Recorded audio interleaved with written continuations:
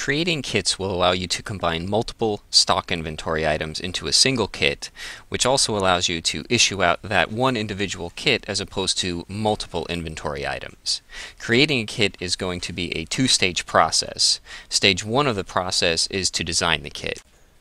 To begin designing the kit, you can start by either clicking on the kitting ribbon at the top and selecting Kits, or by opening the Transactions folder in the folder tree, then opening the Online folder and selecting kits from there, or finally by selecting the kitting icon that's located in the life cycle and selecting kits from there.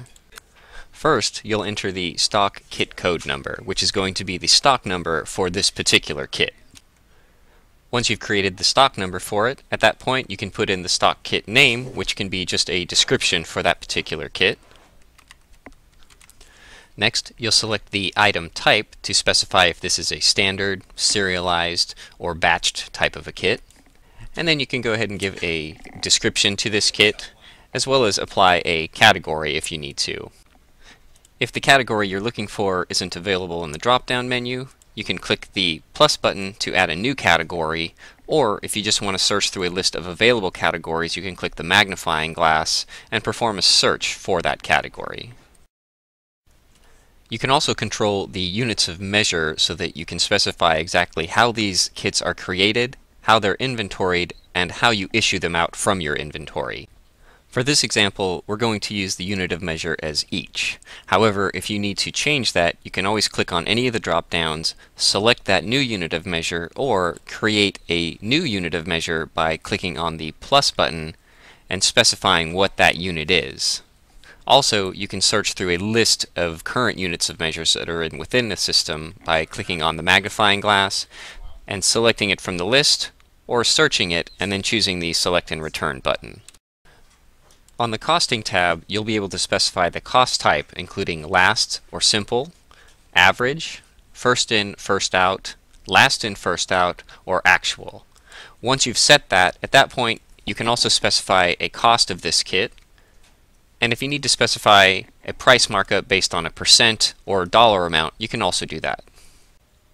Next, you can define which inventory items are in this kit and the quantities of those items. To do so, simply choose the item from the drop-down menu, or you can begin typing it in and have it auto-populate so that you can select it from the list. Next, select the location where you'll be pulling these items from, and finally, enter the quantity that you'll need for this kit. Once you've completed that, click the Add button, and then repeat that process for each item that you need to add into this kit.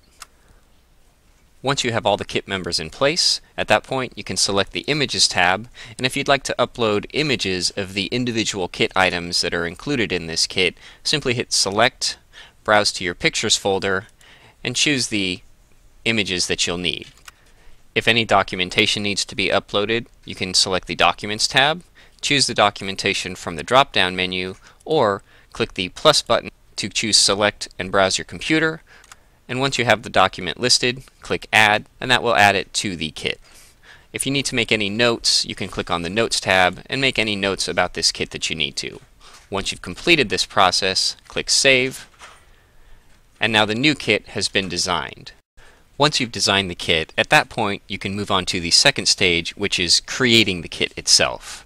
To do this, again, begin by either clicking on the kitting ribbon at the top and selecting Create Kit, or by selecting the Transactions folder, opening the Online folder, and then selecting Create Kit from there, or finally, by selecting the kitting icon in the life cycle and choosing Create Kit from there.